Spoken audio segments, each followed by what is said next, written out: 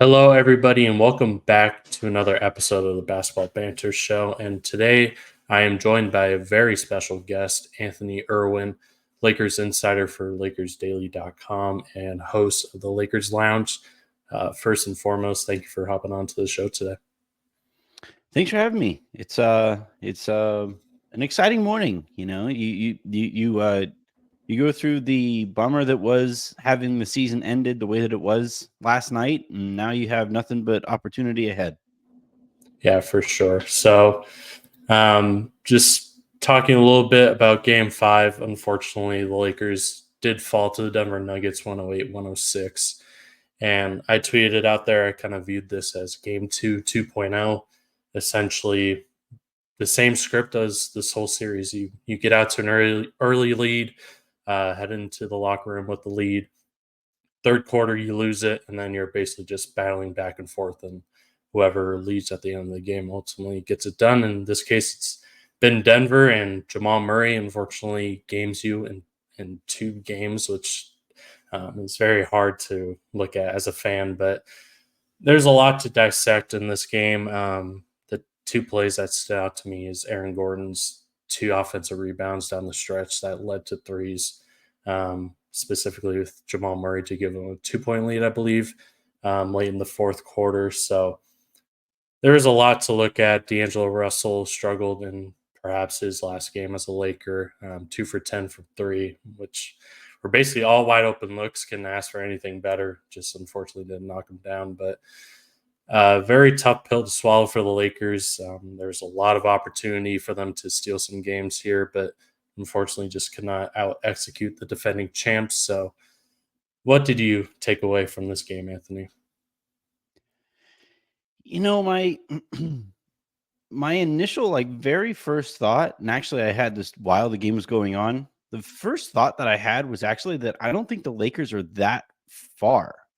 Mm-hmm. And this is to me, I have Denver as the best team in the league. They won the championship last year. They still have, in my opinion, the best 5-man unit in the league. I know that Boston's, I think, is probably statistically more productive, but they get to play the Charlotte Hornets 3 times and the Detroit Pistons 3 times, and just anybody in the East as many times as they did in the regular season. For me, I thought the Lakers in that second half took every punch that Denver had and came up one possession short. And so I know heading into this offseason that the focus, we're already seeing the reports swirl that the Lakers are focused on bringing in a third star, whether it's Donovan Mitchell or Trae Young or whatever. For me, I don't think it needs to be that drastic. I think you hire a head coach who understands his personnel.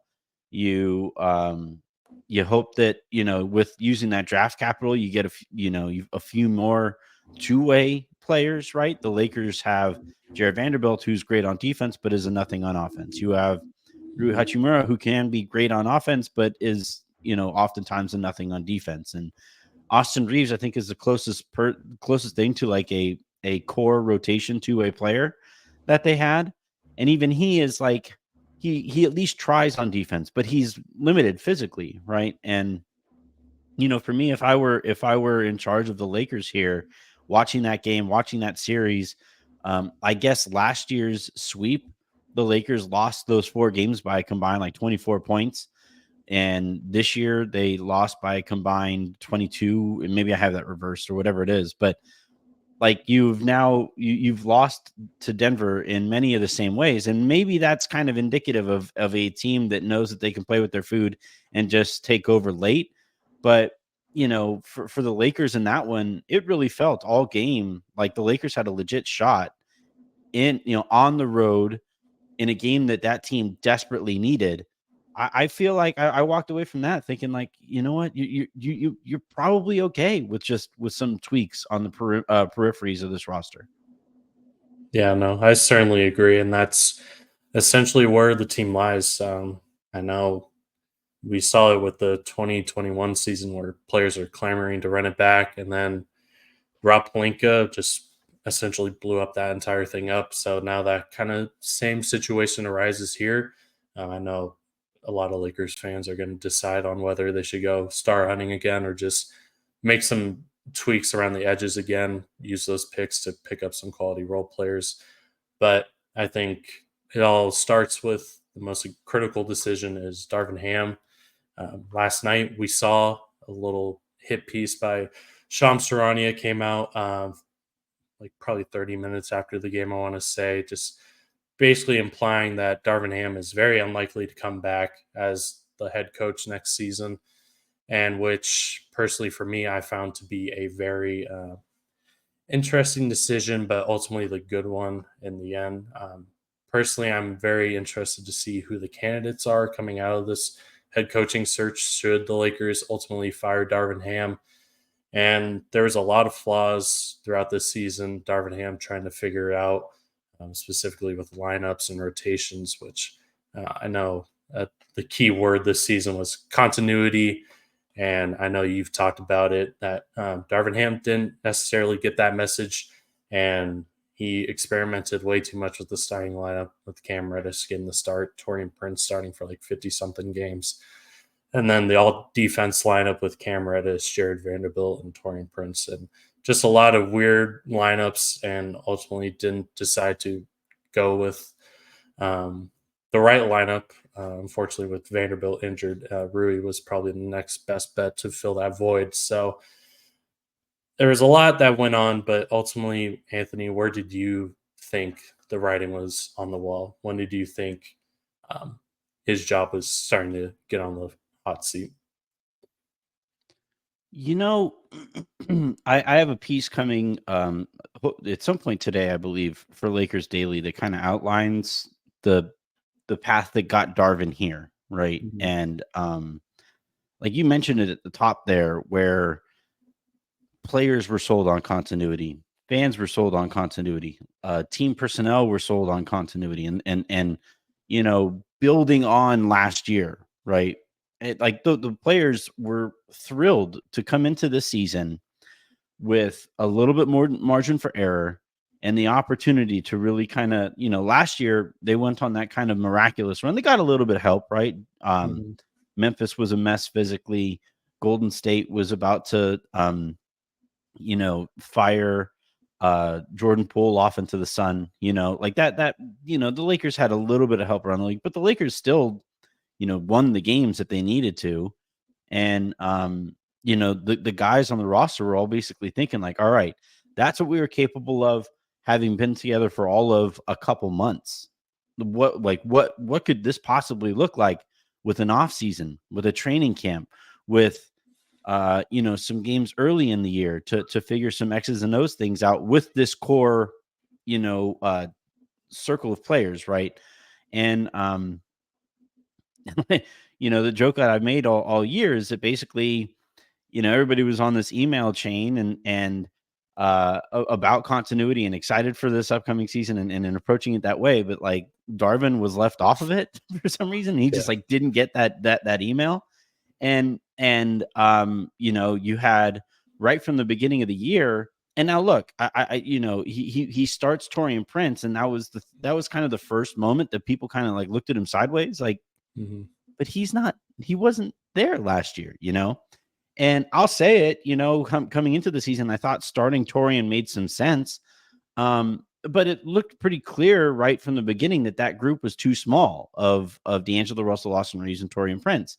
And, it took until game 63 or something like that to finally play, to finally start Rui Hachimura. Well, that was the guy that everybody wanted. The players from last year's team wanted to start from the beginning. And, when Ham starts Prince, he got some sideways looks, right? And then when that group wasn't exactly working out and his first instinct was to bench Austin, that group really was like, hold on, what? Yeah. Like, what? And it just kind of went from there. And then I think finally the moment that he really lost the locker room and really lost belief from throughout the organization was with that all wing lineup where he benched both D'Angelo Russell, actually all three of, right? Because Cam Reddish technically started first. Yeah. You benched uh, D'Angelo Russell, Rui Hachimura, and Austin Reeves to start a lineup of Taurean Prince, Cam Reddish, Jared Vanderbilt, LeBron James, and Anthony Davis. And that was the moment where everybody just kind of like, oh, this guy really doesn't have a grasp on the season. He really, really doesn't get it. And I think they won that game too, if I remember correctly, or they were competitive Yeah, they in beat it. OKC. And even still, people were just kind of like, this guy is just he doesn't understand it. So between I think some of the lineup choices and I think a fundamental misunderstanding of who his best players were, on top of it, he never took accountability for anything this year, ever, not once. And I don't know if you're a Rams fan. I'm a Vikings fan personally, but one thing I really respect about Sean McVay is if the Rams lose, he's one of the first people to stand up and say, yeah, I could have done this differently. I could have done this differently. And he holds himself accountable. And I think that goes a long way with players. And for Ham to never do it and basically end the season last night talking about injuries still. And then he has that weird quote to Dave McMenamin about how if you have a starter shitting the bed for that's his word. I don't know if you allow cussing on here, but like he like his term was if you have a starter doing that for 10 games, what are you supposed to do? It's just it was a masterclass in losing a locker room all year from this guy. Yeah, no, certainly. There's a lot of flaws to point at for Darvin Ham. So, specifically, just personally from a fan perspective, are there any specific qualities you're possibly looking for when it comes to this next head coaching search? Specific qualities, not necessarily. Well, no, I take that back. I want a coach who actually plays big players, like is okay relying on big players, because that's the identity that I think that the Lakers need to rely on moving forward is bigger, faster, stronger. You have Anthony Davis, you have LeBron James. They can be the most physical and imposing front court in the NBA, or one of them. And whoever their next coach is, um, build on that. Go back to that. You won in 2020 that way. Go back to that. And the other thing too is like one thing that I think Darvin was really lacking this year was a team culture, a culture of accountability. Right? You have Taurean Prince going ISO in key possessions of games. You have Spencer Dinwiddie, who had been with the team for all of like 3 weeks, going ISO in some big moments in these games, and like Gabe Vincent, who made 3 or 4 more 3-pointers than you and I this year, comes into the game and he's chucking too, and like this is where whoever their next coach is, like the Lakers were terrible at freelancing this year, not because they have bad freelancers. You have LeBron, you have AD. That should be a pick and roll dream, right? You have Austin Reeves, you have D'Angelo Russell. You have enough offensive talent there to where even if you didn't run a set, you can be more successful than they were. But the reason they weren't successful this year was because there was no understanding throughout the roster of what needed to be accomplished on a play-by-play basis. And you had Anthony Davis, right, say late in the playoff series, he's like, we have stretches where we look like we don't know what we're doing. And I think whoever their next head coach is really needs to hammer home the notion of an identity and a purpose out there, offensive, defensive, all of those things, and just like stay organized, stay on top of it. And when guys mess up, hold them accountable. Yeah, I can definitely agree with that. You saw that with Mike Malone as well. When his team got all out of sorts, he would call a timeout, yell at them, and get them back in order. And following the timeout, they just go on a massive run. So I could definitely agree with that. Personally, I'm not too familiar with candidates out there in terms of like experience. The first one is Mike Budenholzer. That comes to mind, which I know is probably big red flag for most of Lakers fans. So I would agree with that. But personally, not too familiar if there's a lot of experience out there. Perhaps Ty Lue is probably the number one option for me should the Clippers flame out. And unfortunately, I'm kind of hoping for the Clippers to flame out. So hopefully the Lakers can hopefully the Lakers can right that wrong. But it'll be interesting to see as another head coaching search with Rob Pelinka and Jeannie Buss, which should be definitely interesting to say the very least. Yep. Yeah, I think another thing too, like on top of specific characteristics and character traits from this head coach, I think a big thing here is getting back on the same page with LeBron. You didn't hire Ty Lue because he didn't accept your lowball offer and he didn't like the idea of being forced to employ Jason Kidd, right? And basically, ever since the Russell Westbrook trade, Rob Pelinka has put his effort into two things: um, managing the Lakers and appeasing his bosses, and distancing himself from that Russell Westbrook trade. Just this morning, you had Dylan Hernandez of the LA Times still painting a picture in which mean big Anthony Davis and LeBron James forced poor widow Rob Pelinka for like to make the trade. That's not how it went, man. Like it just isn't. And I got frustrated because Hernandez knows better. Like he should know better than to continue to throw that out there in that way. And the reason that he can is because there was such a concerted effort on Pelinka's part to make it appear to be that way. And it's just been this really passive aggressive relationship between Pelinka and LeBron, and that needs to stop, man. Like you look throughout NBA history, the stars and the organizations that have had sustained success are the ones who work together, right?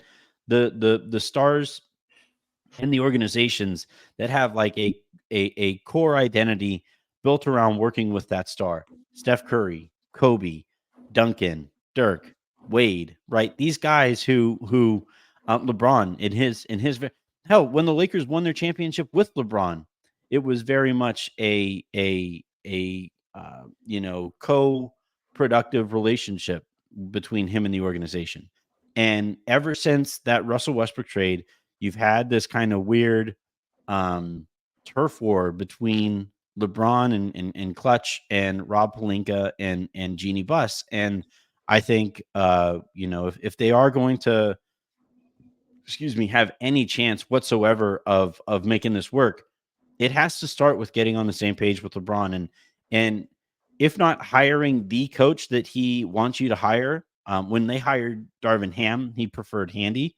If it isn't actually hiring the head coach that he wants you to hire, it's involving him in the process. It's taking in his input and working with him and at least like trying to convince him why it makes sense that you're hiring this guy when he might prefer this guy.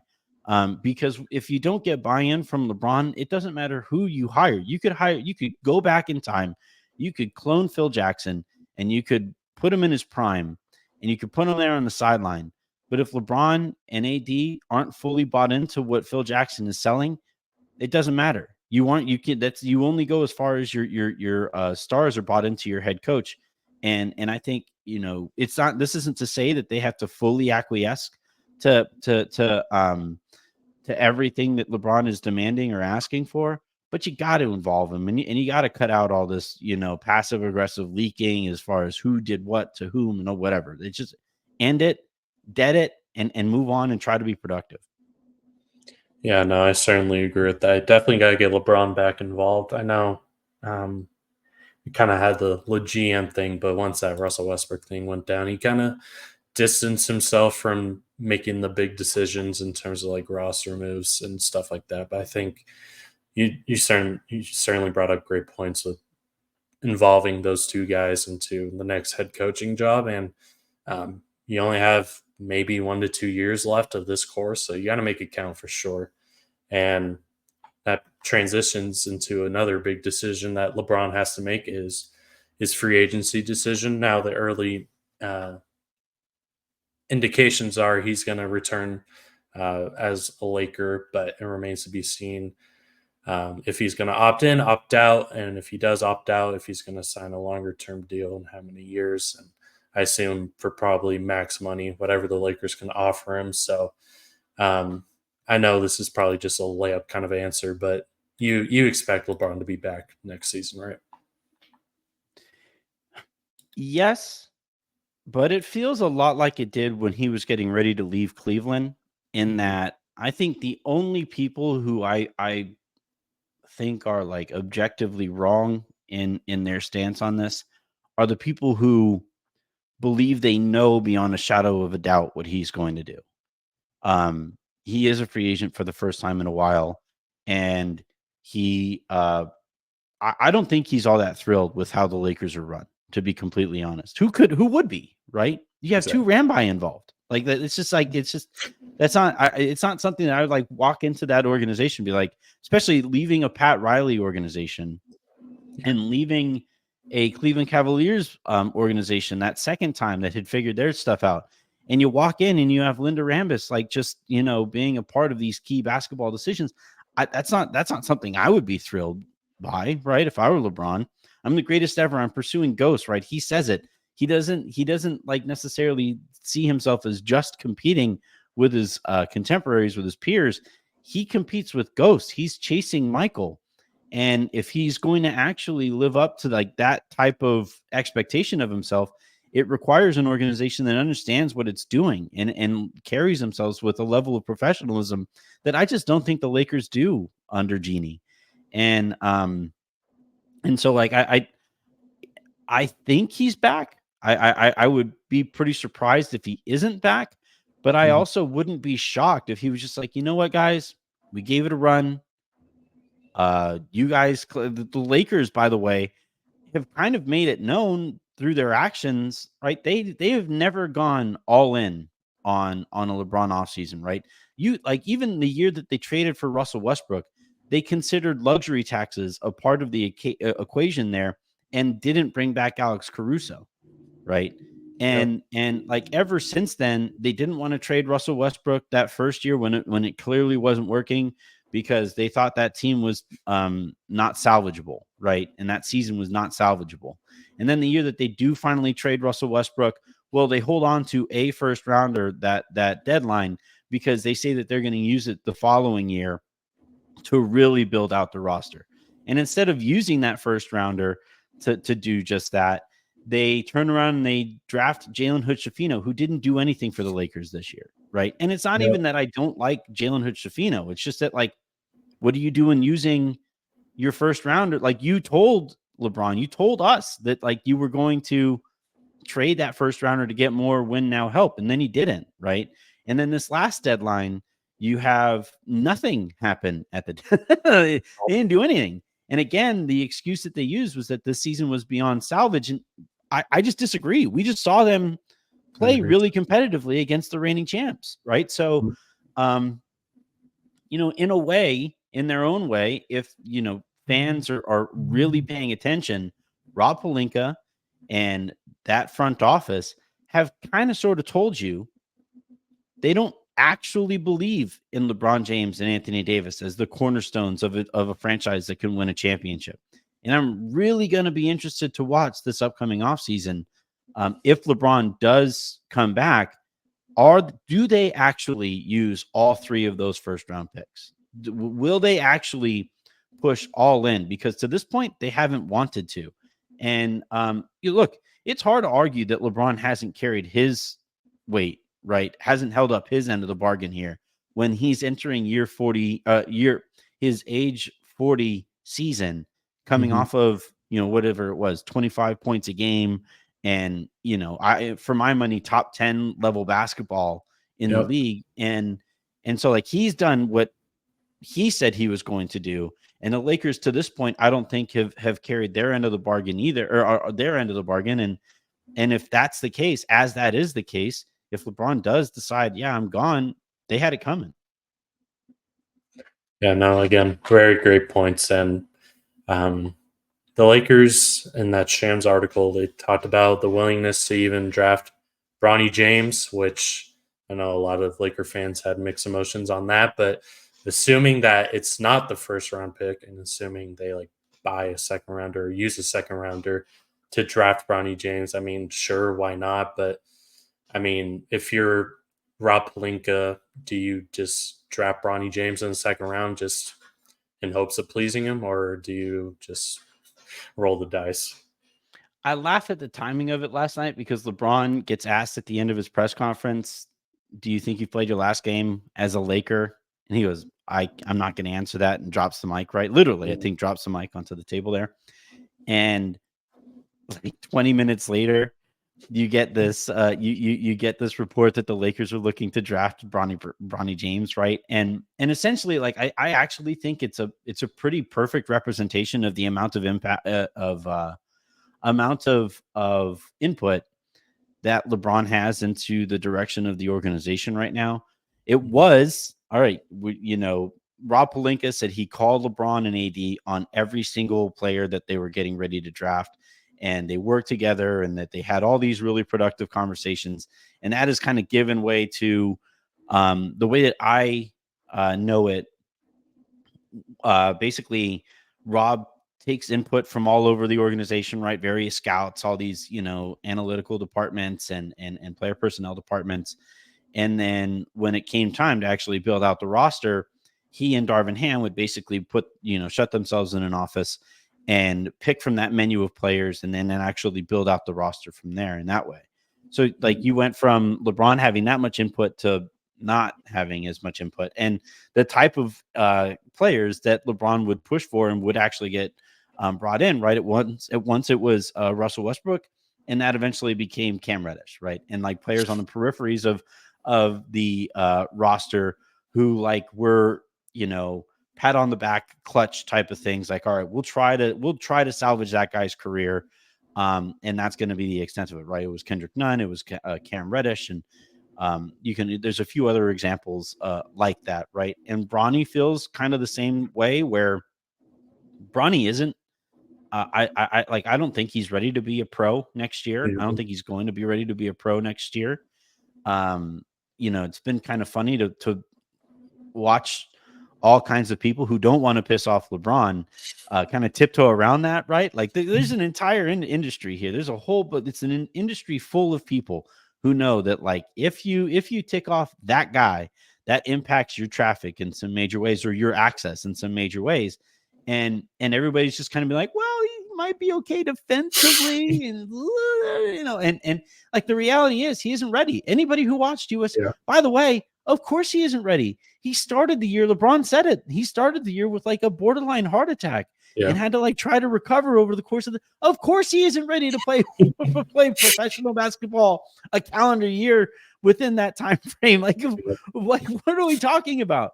And so like I think the Lakers are kind of looking at it as an opportunity to gain some kind of cheap points with LeBron. And I think it's the right call. Like, there are worse ways to use your 15th roster spot or your two-way roster spots, whatever it comes down to. But yeah, it wouldn't surprise me if LeBron goes to them and says, "All right, I will re-sign." I don't think there's a scenario where he opts in, but I will. He's going to opt out, and then he'll go back to them and he'll say, "I will re-sign if you offer me the full 3-year max, and you draft Bronny, and you use all 3 of those first rounders this upcoming summer. And if you don't, I think to this point he's had kind of a handshake agreement with the Lakers that he will not demand a trade. He won't rock the boat too much. He'll send out the occasional subtweet or whatever, but he's LeBron. Like, he's a millennial. Of course he's going to send the occasional subtweet. But like I think if the Lakers don't meet him closer to halfway this summer, after he re-signs, that's where you'll get some fireworks. He's probably gonna demand Darvin Ham isn't back next year as part of like opting in or re-signing or whatever. And he wants input. He'll probably want input over the coach. And by the way, all fair demands, in my opinion. Yeah, I agree. Certainly. I can definitely expect him. He's kind of given the Lakers some grace, honestly, because like back in Miami and Cleveland the second time, he applied a lot of pressure, never signing long-term deals, but yet the front office that gives the most leeway is Rob Pelinka and Jeannie Buss. And I think for this offseason, he's just in order to build a better team, I think he's gonna have to apply pressure. And while he has with like subliminal tweets and stuff of that nature, I think this time around he's probably gonna go back to his roots and start applying some pressure for sure. And that leads us into the direction. What direction should the Lakers go this offseason? I know there's already been a lot of discourse on Twitter talking about the 3-star model again, specifically with Trae Young. His name already got brought up last night in that athletic piece. And obviously, the other route is just moving off D'Angelo Russell, Rui Hachimura, arguably even Austin Reeves, depending on how you view him as well. Got 3 first-round picks as well to maneuver. There's a lot of decisions to be made. I know I had Shub on the show last week, and we talked about what direction we should go. And he mentioned how bringing in a guy like Trae Young or Donovan Mitchell are worth taking a gamble on 3-star model again. And it's a very interesting talking point. I know there's arguments for the depth or star power, but just I listened to your live show last night a little bit. You mentioned how the Lakers aren't far off at the beginning of the show as well. I assume you're probably of the mindset of just tweaking some of the bench pieces, using some of the first round picks to bring in some more 3-and-D players that aren't just one-sided players, either offense or defense. Yeah, so I've been kind of banging this drum all year with this new CBA. I just don't think the 3-star model is feasible. Mm-hmm. The inherent problem with the 3-star model, even under the previous CBA where you had more flexibility to make up for this, the inherent problem to the 3-star model is one of those 3 stars, one of those 3 max contracts is not going to produce at star level capacity, right? You aren't going to get dollar for dollar return on that third star's contract because you have 2 other stars who are going to spend the majority time on the ball. And one of those 3 guys are going to have to like accept just doing the little things that help you win basketball games. And I don't know, like Trae Young is little, but I don't think he's willing to do the little things, and maybe you say that just becomes Anthony Davis's focus, and okay, like that's fine, I guess. But we saw last night, like Anthony Davis couldn't use his left arm after he was bumped by Michael Porter Jr. And like AD finally played 70 plus games here for the Lakers, most games that he's played in his career. But like, I don't want him diving and taking charges and doing all those little things. That doesn't seem like it would be very smart, a smart use of his body. And then the other guy then that you're hoping will do the little things is LeBron James. He's going to be 40. Like, I that's not something that I would be over the moon over either. So I would, me personally, I would try to get some two-way talent using those contracts that you have, right? Whether it's Vanderbilt or Rui or whomever, and like see if you could convince D'Lo to opt in to his contract. I don't think, like, this is the thing. He talked last night about like the, how signing that contract got him some leverage or whatever. He must not have been paying attention to his own playoffs, because that is not like a player who I walked away from saying like, oh man, that guy's going to have any number of teams, banging down his door to try to sign him. Like, who's going to offer him $16 million? Like, who? Nobody I can think of. And No. he wasn't excited about going from, he was hoping last summer to sign a $25-ish million deal. Instead, he got something in the 16 range. And then this year, he's probably going to be looking for something in the $20 million range. And he's probably going to get something, if he opts out, he's probably going to get something closer to 12. And like, you can't, by all means, Russ, if Russ resigns at like a $12 million number or something like that, cool. I just don't think that's something he's going to want to do. So I actually think it's possible that he opts in. And if he opts in, that's a $16-ish million expiring. You have 3 first-round picks. You have Jalen Hood-Schifino as a pseudo first rounder or second round value. And you try to make some tweaks to the roster. You play Max Christie next year. Like, you just try it, give it a shot. And that's how I would kind of go about, improving this roster, because it does need improvements. Like, it really does. We talked about the limitations that basically all of the role players have on one side of the ball, and they need to get guys who have high enough floors because they can impact at least one side of the ball on a nightly basis. Yeah, certainly. And kind of just gauging your interest on D'Angelo Russell. How do you have any early inclination that he's going to be back as a Laker next season? I um I don't think they would be over the moon Yeah. bringing him back. I think he's a very difficult player to deal with. I think he's a very interesting person. And like, you saw it this year, things were actually going pretty well for the Lakers. And then he like has that sit down with Dave McMenamin where he craps on like everything that I was reporting all year. He basically confirmed, and it's like, that was great for me, the reporter, that like people could finally like, all right, he hasn't been making all this stuff up. But like, in terms of timing for the team, things are going pretty well. And now all of a sudden you're saying that you couldn't communicate with your head coach last year because he liked the other point guard better.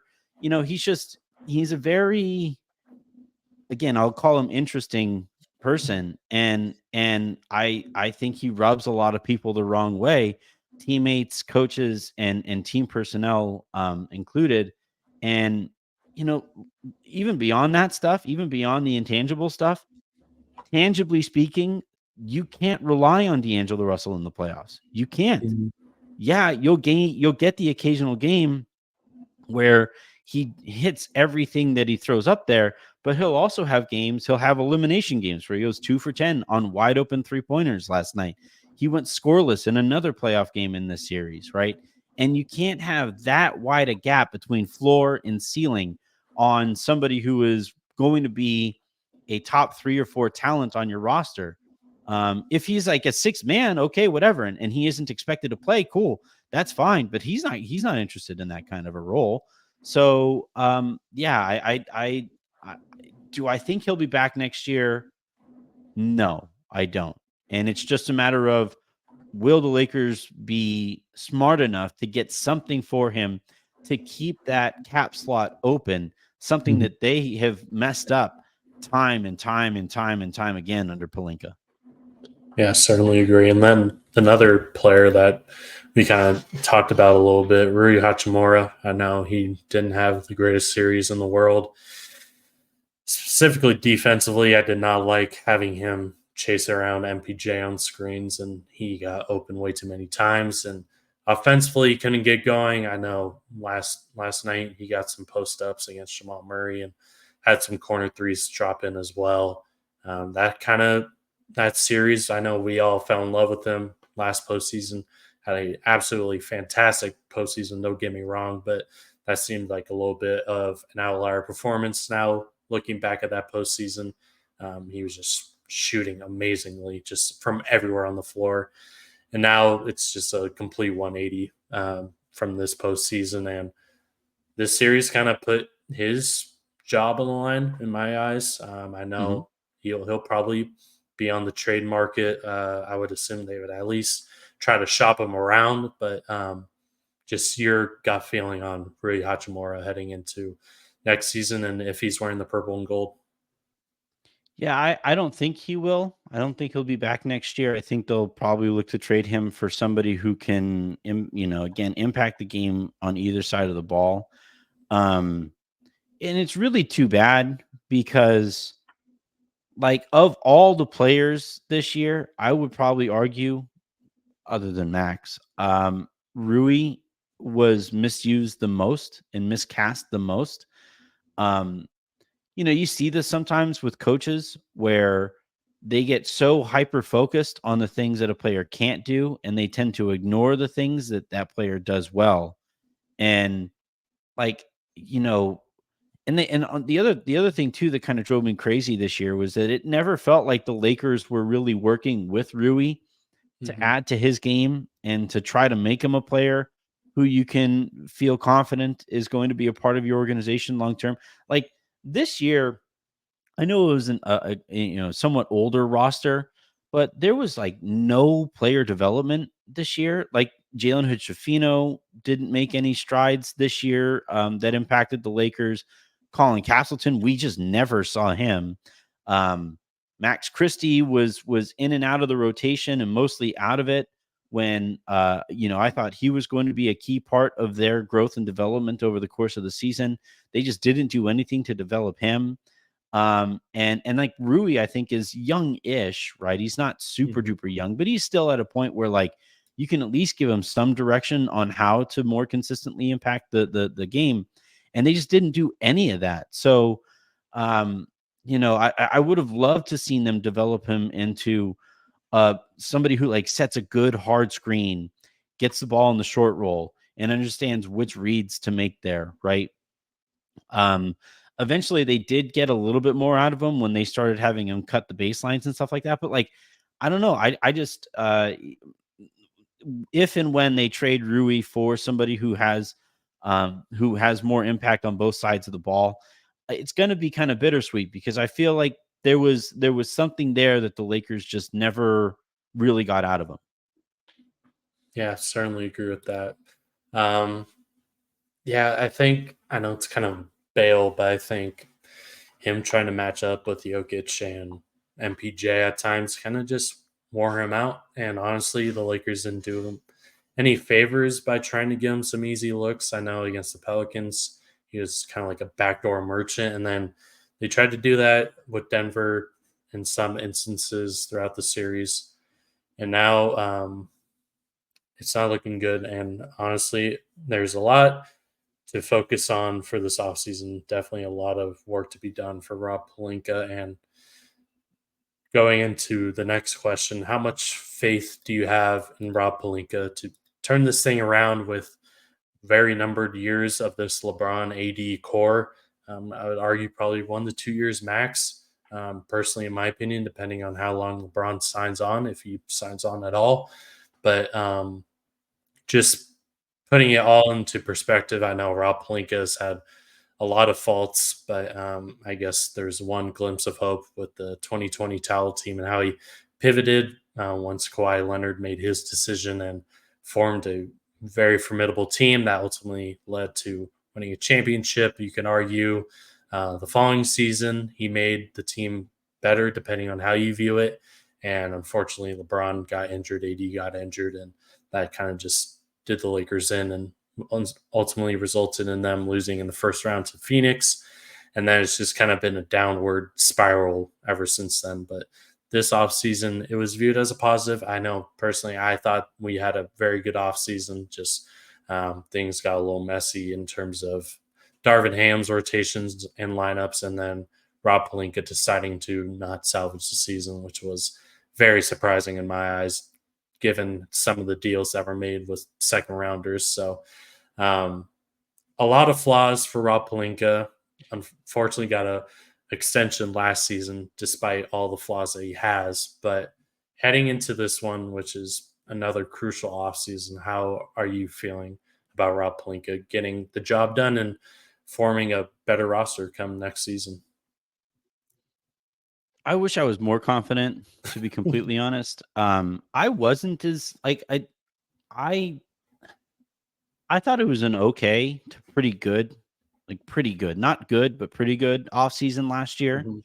I thought it was really weird that an organization, that prides itself on championship or bust would like pat themselves on the back for merely making it to the Western Conference Finals. Like that felt kind of not super Lakery to me. And one of my concerns coming into the season was, because they hard capped themselves by signing Gabe and Torian the way that they did, you were going to have, limited space to add to your roster this season. And, further to that point, they let Malik Beasley walk for nothing. They let Mo Bamba walk for nothing. And it isn't to say that I miss Malik Beasley and Mo Bamba, the players. It's that you can't just have $10-ish million contracts expire and not get anything for them. That's a cardinal sin. And the Lakers do it all the time. They've done it at least 3 times off the top of my head, right? They did it with Alex Caruso. They did it there with those 2 guys that I mentioned a second ago.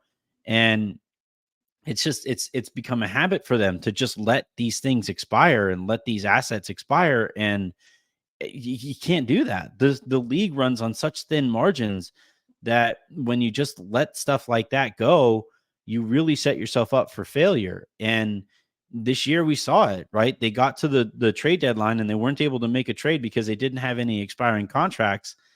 That hurts, right? To to point that out going into the season and then have it come to fruition in that way with a team that clearly needed another rotation player. Could you imagine like how different the Lakers would be if they had turned Beasley and or Bamba and the pick that they used on Jalen Hood-Schifino into another rotation player? Like how different the Lakers, I think, needed at least one more rotation player in this series. And they could have had that player, but instead elected to let those guys expire. And you can't do that. So I wish I was higher on Rob Pelinka. He's just made, like, when you really look at his track record here, so you win the championship in 2020. There is nobody remaining other than LeBron and AD from that team, including the coach. And like even that team's identity has been completely stripped away to where you went from bigger, stronger, faster to like this clown car of combo guards, right? 6'3" dudes and under. And I just that it's hard to look past that. You made the Russ trade and you let Caruso walk, and you chose THT over Caruso when you didn't have to choose either of them. You basically tanked Frank Vogel's rosters and then fired him for not being able to make that work, and then hired a lesser coach in Darvin Ham, and now have to fire him and hope that like you just like learn how to hire coaches now. You also had the Ty Lue thing and how you didn't want to give Lue a contract that extended beyond LeBron's deal at the time because you wanted to link those 2 guys up. Well, LeBron has since re-signed, and Lue was a better coach than either of the guys that you hired in his place. It's just like this kind of there's this comedy of errors that is really hard for me to, when you really look at it, when you list them and stuff. And he has some wins, I think. I thought the Taurean Prince signing was actually pretty good. I know that he caught a lot of crap this year because he was in too big of a role for much of the year. But I thought that was a good signing, and I think dollar for dollar, you got your value there. Not so much with Vincent, but like I don't know. My problem with Rob is that I always get the sense that his top priority is self-preservation above actually improving the Lakers, and if your top priority isn't making the team better, then you're working at a severe deficiency compared to other GMs in the league. Yeah, there's a lot that Rob Pelinka has to figure out this offseason for sure. And it's definitely going to make or break his job in my eyes. I know we probably giving him a lot more slack, but there's definitely a lot of fixing that he has to do. It'll be interesting to see how it all pans out. But just to wrap things up, give Lakers fans some optimism heading into the off season since it's a little rough now with how this season panned out. Crap happens and then we die. No, I think there's reason to be optimistic on a couple of fronts. One, LeBron somehow has staved off father time, and I think you saw a little decline this year, right? And especially in the series where he would go to throw that, 102 mile an hour fastball, and it just wouldn't necessarily be there. He looked like actually tired when they played in Denver. I think the fact that you got this season out of Anthony Davis from start to finish, I think this was actually Anthony Davis's best season as a Laker. Nice. So I think like those are the 2 guys I would kind of point to as like reasons to be optimistic. You still have Austin Reeves on an incredible contract. And I think he's somebody who, with the right coach who actually believes in him, can take a step forward next year. It's crappy the way that it played out or whatever, but um, I don't think there's going to be a bidding war for Max Christie because he hardly played this year. So maybe you're able to bring him back on a respectable contract. And I think the biggest reason for optimism is that, like, you really did just go total. It's only a 5-game series or whatever, and I roll my eyes anytime my co-host Raj says that it was the closest sweep last year. Now it's the closest gentleman sweep or whatever. Like, I roll my eyes when I hear that, but I do think though that, like, when the Nuggets really kind of reached down in Game 5 and gave the Lakers their best shot in that second half, the Lakers rolled with those punches, and you know, you came up a stop short, a stop in a bucket short from extending the series and going back to LA against a Denver team that, there's a world in which I think the Lakers beat them in that series. And I didn't think that going into it. So I I would walk away from it, and my source for optimism is in the guys, and in the guys that got you there. And if you make a couple tweaks here and there and you actually go all in using those 3 picks and you use them wisely, that's where I think Lakers fans can walk away from, or walk into this offseason, and at least hope for the best. Yeah, certainly. Very well said. And that will do it for this episode of the Basketball Banter Show. Thank you for listening. Feel free to leave a like, subscribe. I'll link Anthony's stuff all down below in the description. Feel free to check out his stuff. A lot of great things covering the Lakers. And yeah, it's going to be an eventful offseason. Looking forward to see what happens. But Anthony, thank you for hopping on. Thanks for having me. And I will see you guys next week.